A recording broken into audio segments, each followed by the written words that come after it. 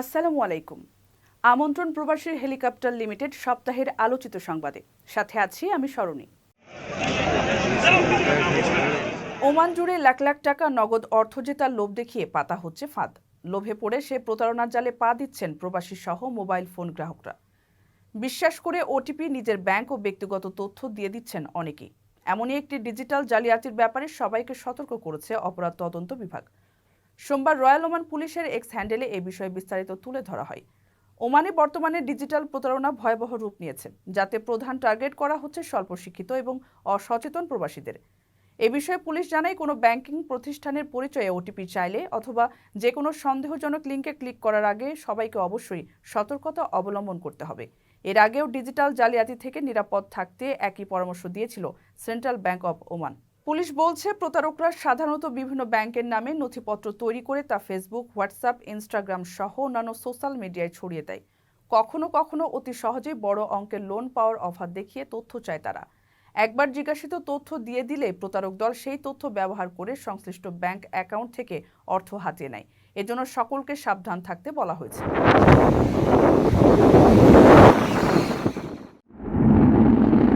ইতিহাস গড়ার কাছাকাছি গিয়েও অপেক্ষার পর্ব আরও দীর্ঘ হচ্ছে ওমানের। নিজেদের ভূখণ্ড থেকে প্রথমবার আধুনিক দ্রুতগতির প্রযুক্তি রকেট উৎক্ষেপণ অনির্দিষ্ট সময়কালের জন্য স্থগিত করা হয়েছে। ওমান সরকারের পক্ষ থেকে জানানো হয়েছে, দুকুম 1 নামে যে রকেটটি বুধবার উৎক্ষেপণের কথা ছিল, আবহাওয়ার পরিস্থিতির কারণে তা আপাতত স্থগিত করা হয়েছে। আবহাওয়ার উন্নতি সাপেক্ষে পরবর্তীতে নতুন শিডিউল করা হবে। এর আগে প্রথমবারের মতো ওমানের দক্ষিণ দুকুম এলাকার লঞ্চ প্যাড থেকে পরীক্ষামূলকভাবে সায়েন্টিফিক এই রকেটটি উৎক্ষেপণ করার কথা জানানো হয়। এর মধ্য দিয়ে মহাকাশ যাত্রায় নতুন ইতিহাস গড়ার দ্বারপ্রান্তে আছে মধ্যপ্রাচ্যের উপসাগরীয় দেশটি। দুকুম 1-এর দৈর্ঘ্য 6.5 মিটার এবং ওজন 80 কেজি, যার গতি থাকবে প্রতি সেকেন্ডে 1530 মিটার। লঞ্চ হওয়ার পর 15 মিনিটের আনুমানিক সময়কালে এটি সি লেভেল থেকে 140 কিলোমিটার উচ্চতায় ঘুরে আসার কথা। তবে আপাতত নিরাপত্তা ঝুঁকি বিবেচনায় সাধারণ মানুষ লঞ্চিংয়ের দৃশ্যটি সচক্ষে দেখতে পারবেন না এবং কোনো লাইভ মিডিয়া কভারেজও থাকবে না। জানা গেছে, রকেট উৎক্ষেপণের সামগ্রিক কার্যক্রম তত্ত্বাবধান করছে ওমানের পরিবহন, যোগাযোগ এবং তথ্য প্রযুক্তি মন্ত্রণালয়, যা বাস্তবায়ন করছে ওমানের ন্যাশনাল এয়ারোস্পেস সার্ভিসেস কোম্পানি বা নাসকমের সহযোগী প্রতিষ্ঠান ইতলাক। 2025 সালের মধ্যে আরও 3টি রকেট উৎক্ষেপণের পরিকল্পনা আছে ওমানের। পরবর্তীতে এগুলোর সময়সূচি ঘোষণা করা হবে। উপসাগরীয় সহযোগিতা পরিষদ বা জিসিসির 45তম শীর্ষ সম্মেলন অনুষ্ঠিত হয়েছে। রোববার কুয়েতের বায়ান প্যালেসে দেশটির আমির শেখ মেশালের সভাপতিত্বে এই সম্মেলন অনুষ্ঠিত হয়। সম্মেলনে সৌদির যুবরাজ মোহাম্মদ বিন সালমান, ওমানের ডেপুটি প্রধানমন্ত্রী সৈয়দ ফাহাদ বিন মাহমুদ, কাতারের আমির শেখ তামিম বিন হামাদ, আমিরাতের ভাইস প্রেসিডেন্ট শেখ মানসুর বিন জায়েদ আল নাহিয়ান এবং বাহরাইনের পররাষ্ট্রমন্ত্রী ডক্টর আব্দুল লতিফ অংশ নেন। সম্মেলনে উপসাগরীয় অঞ্চলের স্থিতিশীলতার জন্য ফিলিস্তিনি সমস্যার ন্যায়সঙ্গত সমাধানের উপর জোর দেওয়া হয়। এর পাশাপাশি একটি দ্বিরাষ্ট্র প্রতিষ্ঠার মাধ্যমে ফিলিস্তিনিদের দুর্ভোগ লাঘবের উপরে জোর দিয়ে বক্তব্য রাখেন কুয়েতের আমির। সম্মেলনে আঞ্চলিক নিরাপত্তা নিশ্চিত করার সঙ্গে সঙ্গে জিসিসির অর্থনৈতিক পরিকল্পনার বিষয়ে আলোকপাত করেন বক্তারা। 1921 সালে আরব উপসাগরীয় অঞ্চলের নিরাপত্তা ও স্থিতিশীলতার লক্ষ্যে বাহরাইন, সৌদি আরব, কুয়েত, কাতার, ওমান ও সংযুক্ত আরব আমিরাত এই 6টি দেশ মিলে উপসাগরীয় সহযোগিতা পরিষদ বা জিসিসি প্রতিষ্ঠা করে। প্রতিষ্ঠার বছরে আবুধাবিতে এর প্রথম শীর্ষ সম্মেলন অনুষ্ঠিত হয়। এর সদর দপ্তর সৌদির রাজধানী রিয়াদে অবস্থিত।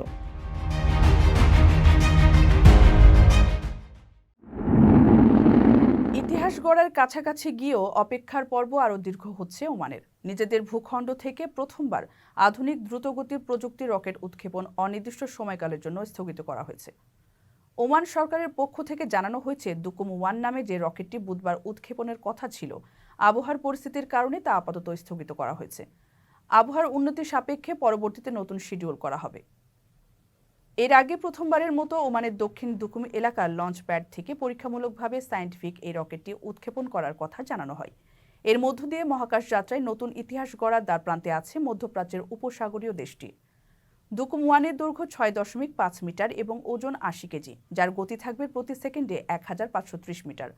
লঞ্চ হওয়ার পর 15 মিনিটের আনুমানিক সময়কালে এটি সি লেভেল থেকে 140 কিলোমিটার উচ্চতায় ঘুরে আসার কথা। তবে আপাতত নিরাপত্তা ঝুঁকি বিবেচনায় সাধারণ মানুষ লঞ্চিংয়ের দৃশ্যটি সচক্ষে দেখতে পারবেন না এবং কোনো লাইভ মিডিয়া কভারেজও থাকবে না। জানা গেছে, রকেট উৎক্ষেপণের সামগ্রিক কার্যক্রম তত্ত্বাবধান করছে ওমানের পরিবহন, যোগাযোগ এবং তথ্য প্রযুক্তি মন্ত্রণালয়, যা বাস্তবায়ন করছে ওমানের ন্যাশনাল এয়ারোস্পেস সার্ভিসেস কোম্পানি বা নাসকমের সহযোগী প্রতিষ্ঠান ইতলাক। 2025 সালের মধ্যে আরও 3টি রকেট উৎক্ষেপণের পরিকল্পনা আছে ওমানের। পরবর্তীতে এগুলোর সময়সূচি ঘোষণা করা হবে।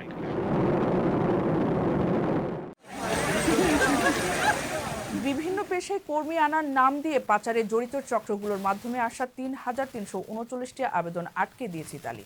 দেশটির পুলিশ বিভাগ বৃহস্পতিবার জানিয়েছে, অভিবাসী পাচারে জড়িতদের বিরুদ্ধে তাদের তদন্ত চলমান আছে। মানুষকে কর্মী সাজিয়ে মানব পাচারের সঙ্গে যুক্ত এই চক্রগুলো। তদন্তের ধারাবাহিকতায় 3,000-এর বেশি ভুয়া আবেদন আটকে দেওয়া হয়েছে। কৃষি, নির্মাণ এবং পরিচর্যা খাতে শূন্য পদ পূরণে কর্মী আনতে 3,339টি আবেদন জমা দিয়েছে ইতালির 142টি কোম্পানি। এই আবেদনগুলোর মাধ্যমে কর্মী সাজিয়ে মানব পাচার করাই ছিল তাদের উদ্দেশ্য। একটি তদন্তে দেখা গেছে, কর্মী নিয়োগকারী প্রতিষ্ঠানগুলোকে ব্যবহার করছে স্থানীয় ও সংঘবদ্ধ অপরাধ চক্র। তদন্তকারী কর্মকর্তারা এবছরের জুলাইয়ে সেখানে অভিযান চালিয়ে নগদ 10 লাখ ইউরোর বেশি অর্থ উদ্ধার করেছিল। ধারণা করা হচ্ছে, এই অর্থ অভিবাসী পাচার কাজে ব্যবহারের জন্যই রাখা হয়েছে। বিবৃতিতে ইতালির 29টি প্রদেশকে নতুন করে কর্মী নিয়োগের অনুমতি না দেওয়ার অনুরোধ জানানো হয়েছে। আর যেসব আবেদন মঞ্জুর করা হয়েছে সেগুলো বাতিল করারও পরামর্শ দিয়েছে পুলিশ বিভাগ। অনিয়মিত অভিবাসন ও মানব পাচার নিয়ন্ত্রণে বেশ কঠোর অবস্থানে রয়েছে ইতালি। দেশটির স্বরাষ্ট্রমন্ত্রী মাত্তেও পিয়ান্তেদোসি অক্টোবরে বলেছেন, অনিয়মিত অভিবাসন নিয়ন্ত্রণে এবং অভিবাসী পাচার ঠেকাতে G7ভুক্ত দেশগুলো সম্মিলিতভাবে একটি বিশেষ পুলিশ ইউনিট গঠন করবে।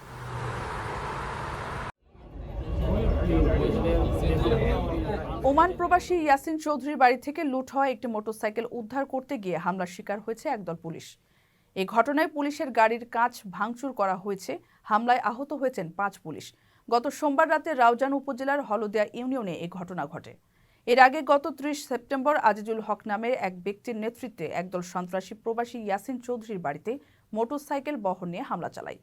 তারা বাড়িতে লুটপাট ও অগ্নিসংযোগ করে। পরে যাওয়ার সময় ওই বাড়ি থেকে একটি পালসার মোটরসাইকেল নিয়ে যায়। ওই ঘটনায় সন্ত্রাসী আজিজুল হককে গ্রেপ্তারও করা হয়েছে। এর মধ্যে গত সোমবার পুলিশের কাছে সংবাদ আসে, লুট হওয়া মোটরসাইকেলটি জানিপাথর এলাকার মোহাম্মদ সালমানের বাড়িতে আছে।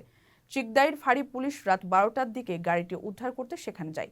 এ সময় পুলিশের উপস্থিতি দেখে সন্ত্রাসী আজিজুল হকের সহযোগী ফোরকান উদ্দিনের নেতৃত্বে 10 থেকে 15 জন যুবক দেশীয় অস্ত্র ও লাঠি সোঁটা নিয়ে পুলিশের ওপর হামলা চালায়। এতে পুলিশের গাড়ির কাঁচ ভেঙে যায়। হামলায় আহত হন 5 পুলিশ সদস্য। বিমান বাংলাদেশ এয়ারলাইন্সের ঢাকা মাস্কাট ঢাকা ফ্লাইটে 2 জন নারী কেবিন ক্রু যৌন হয়রানির শিকার হয়েছেন বলে অভিযোগ উঠেছে।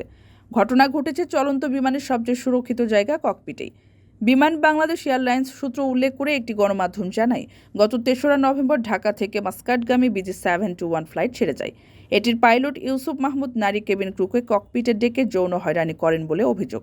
এ ঘটনায় গত 7 নভেম্বর বিমানের এমডি ও সিইও বরাবর অভিযোগ দেন ওই নারী কেবিন ক্রু।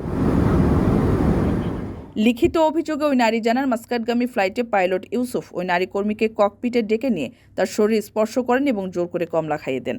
গণমাধ্যমটি লিখেছে, সম্প্রতি বিমানের ঢাকা চট্টগ্রাম জেদ্দা ও জেদ্দা সিলেট ঢাকা এবং ঢাকা মাস্কাট ঢাকা ফ্লাইটে 2 জন নারী কেবিন ক্রু যৌন হয়রানির শিকার হন।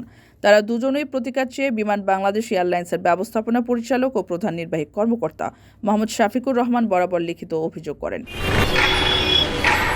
গত 10 November BG135 flight Dhaka Chattogram Jeddah operate করেন ওই নারী কেবিন ক্রু। ফ্লাইটে অপারেটিং পাইলট ছিলেন মুনতাসির ও আবেদ। ফ্লাইটের মাঝামাঝি সময় তারা ওই নারী কেবিন ক্রুকে ককপিটে ডাকেন। কুশল বিনিময়ের এক পর্যায়ে পাইলট আবেদ তার সঙ্গে অপেশাদারমূলক কথাবার্তা বলেন। পরবর্তী সময়ে ককপিটের দরজার সামনে তাকে একা পেয়ে জোরপূর্বক হ্যান্ডশেকও করতে চান। পরে গত 12 নভেম্বর ফিরতি ফ্লাইট BG236 জেদ্দা সিলেট ঢাকায় এই কেবিন ক্রুর ওয়ার্কিং পজিশন ছিল সামনে। এই কাজের জন্য তাকে বেশ কয়েকবার ককপিটে যেতে হয়।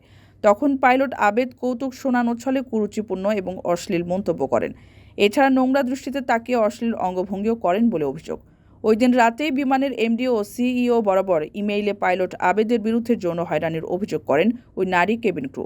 যৌন হয়রানির এসব অভিযোগ নিয়ে তদন্ত চলছে বলে জানিয়েছে বিমানের সংশ্লিষ্ট কর্তৃপক্ষ।